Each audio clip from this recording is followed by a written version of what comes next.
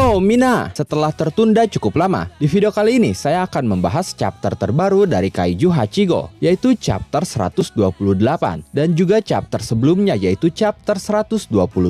Dua chapter itu adalah dua chapter sebelum chapter terakhirnya dirilis, yaitu chapter 129, yang akan menamatkan manga Kaiju Hachigo. Dalam dua chapter ini menceritakan Kafka yang melepaskan tinju pamungkasnya kepada Kaiju Meireki, dan itu mengakhiri pertarungan panjang mereka. Tapi ternyata itu adalah akhir juga bagi Kafka. Seperti apa kisah lengkapnya? Oke, tanpa lama-lama kita langsung masuk saja ke pembahasannya. Let's go!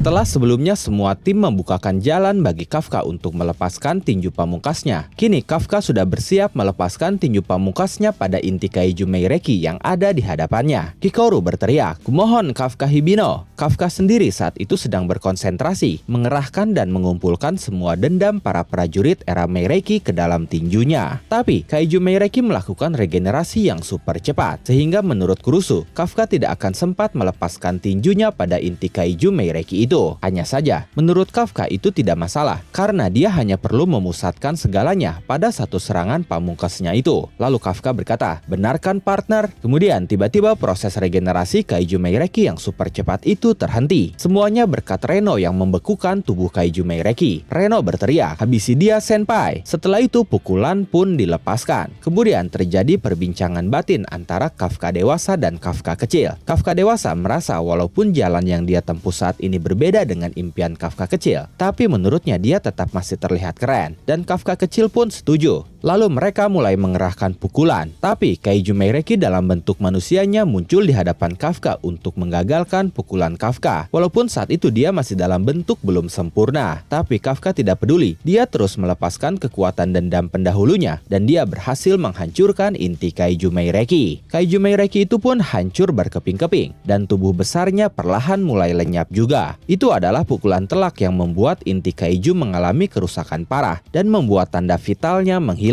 Yang artinya target utama mereka yaitu Kaiju Meireki sudah berhasil ditumbangkan. Semua orang bersorak gembira, tidak terkecuali Mina yang tersenyum melihatnya. Anak kecil yang pernah ditolong Kafka pun menangis haru. Dia berkata, ternyata paman itu benar-benar mengalahkannya. Saat itu sinyal dari para Kaiju yang bangkit kembali di berbagai area pun terus menghilang. Tapi Mina yang awalnya tersenyum tiba-tiba termenung dan menanyakan kondisi Kafka. Kafka sendiri saat itu tergeletak tidak bisa bergerak di atas mayat Kaiju Meireki. Kafka berkata di dalam hatinya, "Aku bisa merasakan kalau dendam di tubuhku mulai menghilang karena tujuan mereka telah tercapai. Karena itu, aku yang telah bergabung dengan mereka pun akan menghilang. Ya, tapi aku sudah siap dengan konsekuensinya." Setelah itu, Kafka mulai mengingat semua momen dalam hidupnya, terutama sejak dia bergabung dengan pasukan pertahanan. Di dalam pikirannya dia berkata, "Bohong jika kukatakan bahwa aku sama sekali tidak menyesal, tapi aku sudah melakukan semua yang bisa kulakukan berkat mereka semua para dendam itu. Aku pun akhirnya bisa menepati janjiku." Mina, Ichikawa, Kikoru, Wakil Komandan Hoshina, Komandan Narumi, Iharu, Haruichi, Aoi, anggota pasukan pertahanan, dan juga semua orang yang ada di Monster Sweeper. Terima kasih. Sisanya kuserahkan pada kalian semua. Lalu, setelah secara perlahan tubuh Kafka mulai melebur dan menghilang, tiba-tiba Isao Shinomiya muncul menghampiri Kafka dan menepuk pundaknya. Isao berkata, "Tidak boleh, tidak akan kubiarkan itu terjadi." Kafka sempat termenung beberapa detik, lalu tiba-tiba terkejut ketakutan setelahnya sambil berteriak,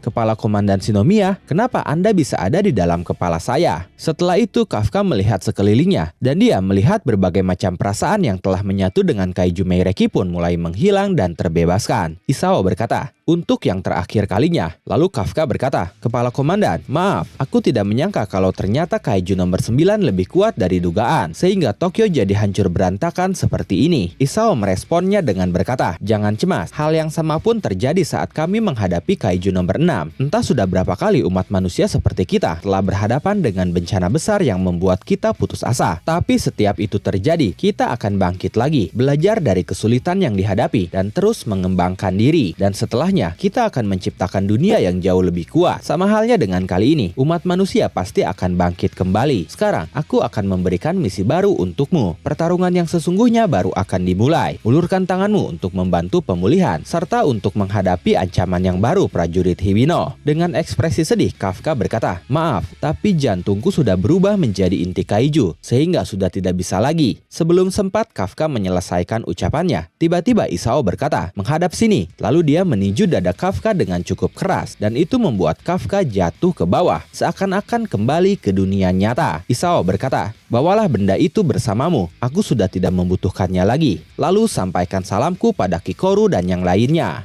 Setelah itu terdengar suara detak jantung. Sementara di luar, tubuh Kaiju Meireki mengeluarkan cahaya-cahaya yang membuatnya terlihat akan meledak. Sedangkan tubuh Kafka sendiri masih ada di dalamnya. Kurusu pun memberikan peringatan kepada seluruh prajurit yang ada di sekitar tubuh Kaiju Meireki untuk segera melakukan evakuasi. Tidak lama dari itu, tubuh Kafka terjatuh dari ketinggian karena tubuh Kaiju Meireki yang menjadi pijakan tubuh Kafka mulai melebur. Tapi beruntung Reno berhasil menangkap Kafka tepat waktu. Saat itu Kikoru pun langsung menghampiri Kafka. Sementara Mina terlihat ketakutan karena melihat Kafka yang tidak sadarkan diri. Reno pun berteriak memanggil Kafka, "Senpai, Senpai, apakah Senpai baik-baik saja?" Tapi ternyata tidak ada respon apapun dari Kafka. Kafka tetap tidak sadarkan diri. Hanya saja, tiba-tiba semua orang dibuat terkejut karena armor wajah Kaiju nomor 8 menghilang tiba-tiba. Dan kini wajah Kafka terpampang dengan jelas walaupun masih tidak sadarkan diri. Dan itu ternyata mengakhiri Kaiju Hachigo kali ini. Sebelum berakhir ada sebuah catatan editor yang berbunyi, "Mulai sekarang, dia akan hidup di dunia yang telah diselamatkannya sebagai manusia." Oke, bagaimana menurut kalian tentang chapter kali ini?